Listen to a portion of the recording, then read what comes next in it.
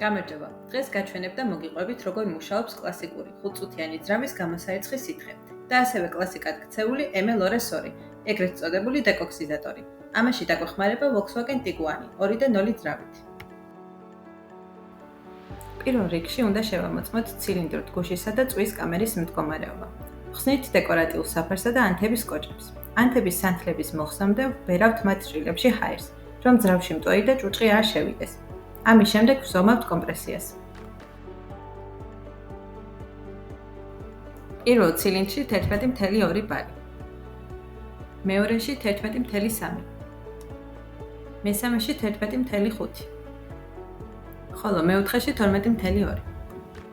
150,000 კილომეტრი გარბენისთვის ეს ნორმალური მაჩვენებელია, თუმცა ცილინდრებს შორის სხვაობა მაინც დიდია. ნახოთ, როგორ გაუმკლავდება ამ პრობლემას დეკოქსიზატორი ლავრი ML202. მოდი ჯერ ენდოსკოპით ჩავიხედოთ წვის კამერებში. ვხედავთ, რომ ყველა ცილინდრში თგუშის ზედაპირზე საკმაოდ დიდი რაოდენობით ნამწვია დაგროვილი. ML202 დეკოქსიზატორი და ძრავის გამწმენდი 5-წუთიანი სითხე ეს არის ორი პროდუქტი ერთ კომპლექტში. ის განკუთვნილია ყველა იმ ძრავის გასაწმენდად, რომლებსაც ახლახან გამოუვინდათ წვის პროდუქტიდან დაგროვილი ნამწვავი. კოქსისაგან გამოწვეული პრობლემები, ზეთის ჭარბი მოხმარება, კომპრესიის დაცემა, ძრავის ჩავარდნებით მუშაობა ან სხვა პრობლემები. შეფუთვაში ასევე შედის ლავრი ML202-ის გამოყენების დეტალური ინსტრუქცია და შპრიცი.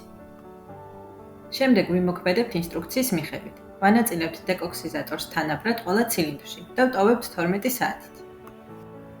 ამ დროს ჩვენ გვაქვს შესაძლებლობა ჩავატაროთ ექსპერიმენტი.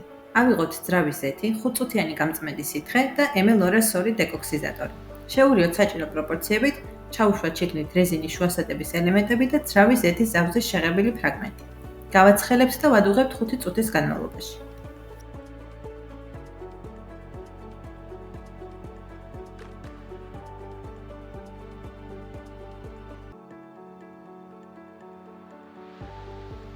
შედეგად რეზინა უცველი დარჩა და შეინარჩუნა ელასტიურობა. ძრავის ზეთის ზავზის შეღებილ ფრაგმენტსაც არაფერი მოსვლია. საღებავი არ დაშლილა და არ გამკრუებულა. ეს ადასტურებს, რომ ორივე პროდუქტი აბსოლუტურად უსაფრთხოა ძრავის კონსტრუქციული ელემენტებისთვის, ხუფებისა და სარქველებისთვის, თუმცა ჭუჭყს სწრაფად და ეფექტურად ჩლის. თუ ნაჭერს ამ ნაზავში დაასველებთ და ცილინდრის თავაკს გაწმენთ, ცვლილება მაშინვე შესამჩნევი იქნება, ლაქები და ნამწვავი მარტივად იშლება. 12 საათის შემდეგ დეკარბონიზატორი მთლიანად ჩაიღვარა ძრავის ქვედა ნაწილში. ამიტომ ცილინდრების გაწმენდა აღარ დაგჭირდა. გადავედით შემდეგ სამუშაოებზე.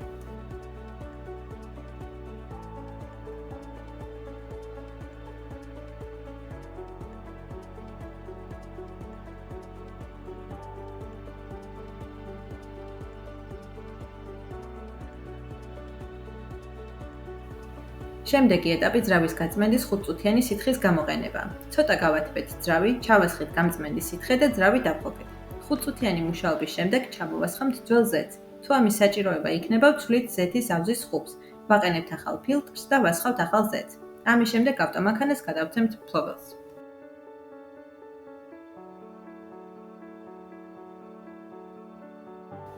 $380 კილომეტრის გავლის შემდეგ ავტომობილი კვლავ შემოწმებაზე დაგვიბრუნდა იმ შედეგის შესაფასებლად, რაც ლავრის გამოყენებამ მოგვცა.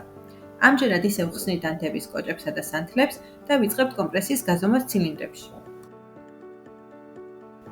პირველ 3 ცილინდრში 14.5 ბარი, მეოთხეში 14.1.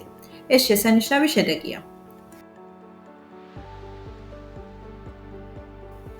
შემდეგ კვლავ ვათვალიერებთ ცილინდრებს ენდოსკოპით.